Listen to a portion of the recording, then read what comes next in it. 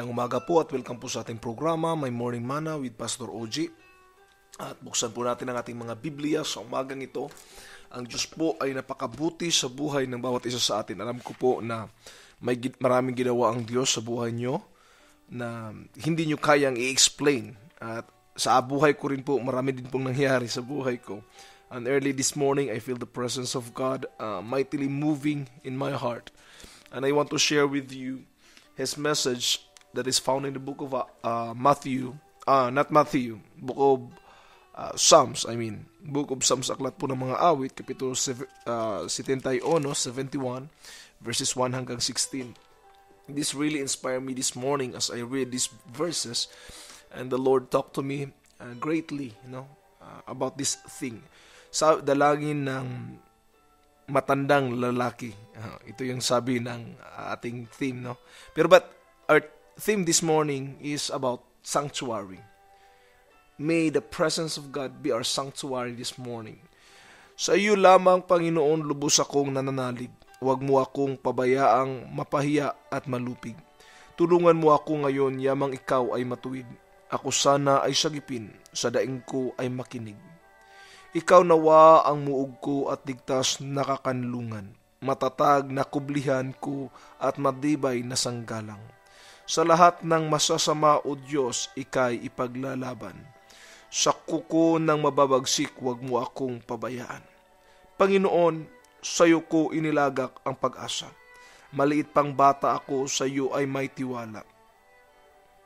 Sa simula at mula pa, wala akong inasahang mag-iingat sa sarili, kundi tanging ikaw lamang. Kaya naman ikaw, Yahweh, pupurihin araw-araw.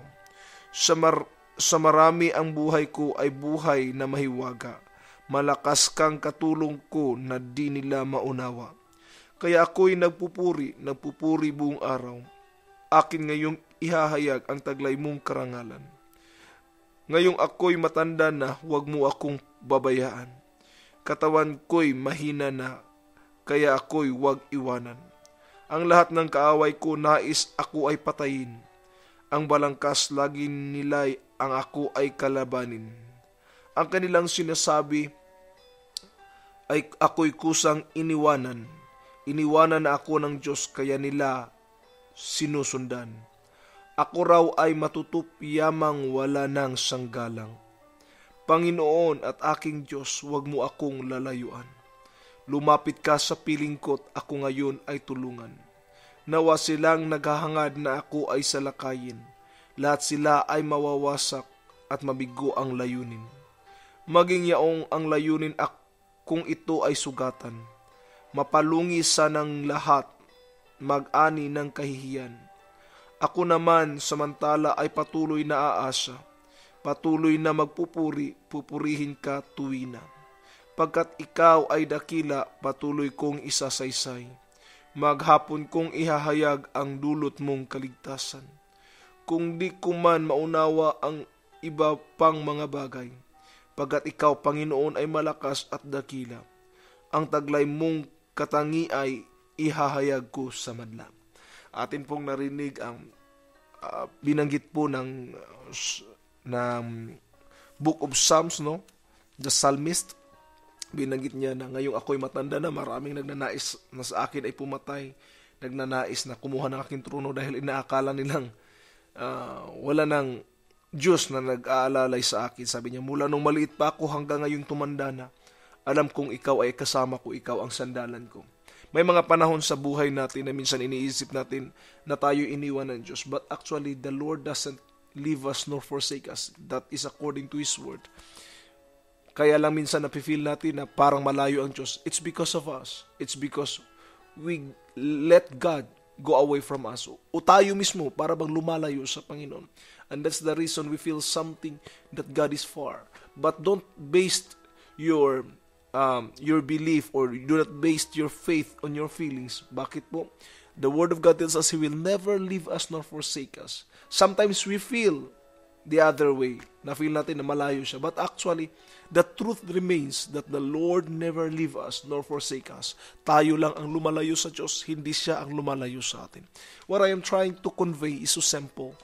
God is our sanctuary. Siya po ang ating malapit, siya po ang ating sandalan. He is our sanctuary. Sa presensya niya tayo luluklok at we can find comfort, we can find us an assurance that we are in the secured place when we are in the presence of God.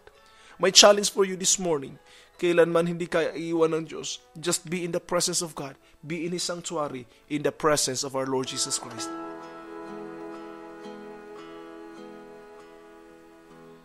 Minsan pa pong nagbabalik ang inyong lingkod to share to you some biblical truths that I think necessary this morning for you and for me. I wrote this morning a very strong message, a very strong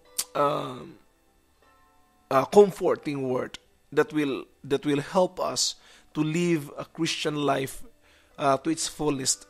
Sinabi dito, when troubles, trials, and problems hunted us, go to God's refuge center in His presence. When we are looking for a refugee center, sometimes we are thinking of Polo Owa, diba? Nag-isip tayo Polo Owa, refugee center ng mga Syrians doon sa borders. Minsan yun yung iniisip natin. But I will tell you, when we are in trouble, in trials, and in problems, sinusundan tayo. Walang higit sa refugee center ng ating Panginoon. Siya ang ating masasandalan. Siya ang ating malalapitan. Siya ang Diyos na nakakaalam ng lahat. Minsan sa refugee center, nakukulang ang pagkain. Minsan, hindi lahat masusupply, no? May kakulangan ng tubig. Ito yung madalas na pangyayari. I've been to a lot of disaster assistance, and kahit ang UN, no, may mga panahon na hindi nila kayang ma-provide lahat-lahat, no? Hindi kayang ma-supply lahat-lahat because we are limited in our resources.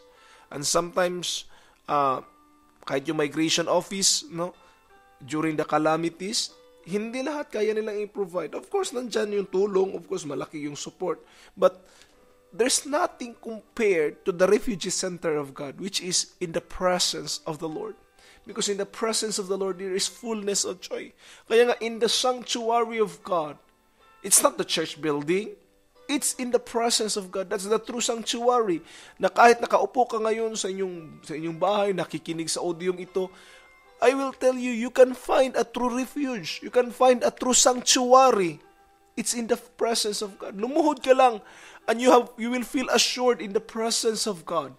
Bow down before Him. Second point, the last resort is always available when you are looking to soothe your broken heart. But, I have this but, I hope He is not our last resort, but always our first. Ano ibig kong sabihin? The word resort here is the last refuge, the last place na pwede nating lapitan. Pag sinabi kasi nating resort sa Pilipinas, di ba, doon ka magre-relax, doon mo ilalabas yung, doon ka mag-unwind, doon ka, yun bang, kung pagod ka na, doon ka pupunta sa resort, di ba? The word resort means to find a refuge, to find a relaxing place, to be soothed. I will tell you, most of the time, people are looking for resort, literal resort. But God is our last resort. His presence is our last resort. But please, do not make the Lord as the last, but also the first resort. Minsan, pupunta tayo sa kaibigan to find, resort. Pupunta tayo sa malapit na kamag-anak to find resort. But I will tell you, nothing compared to the resort that God can offer for us. My strong point is this, please, pag dumating ang problema, siya agad ang ating lalapitan. Minsan, huli na natin kinakapitan ng Lord eh. Siya na ang huli eh.